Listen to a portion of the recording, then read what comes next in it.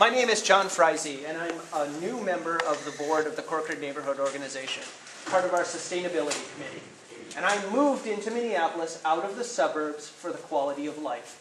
I work in Minnetonka, and I certainly don't have to live here. I choose to live here, okay? And I think that's important because a lot of people here do, and a very important part of that is the neighborhood organizations, the opportunities to volunteer, etc.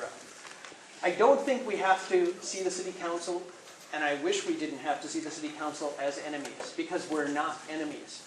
We're all allied on the same side of how do we get this city to have the highest quality of life possible. And part of that is through the neighborhood organizations. And how do we make up these budget deficits? For instance, this year, we walked every house in our neighborhood as a partnership with the Center for Energy and the Environment to get efficiency improvements put into those houses. They estimated that we would save every resident who participated at least $60 a year.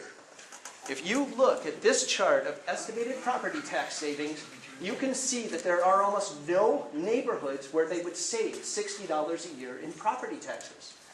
In this way, we as the neighborhoods provide all this volunteer labor for no cost whatsoever as partners to try and close the budget shortfall.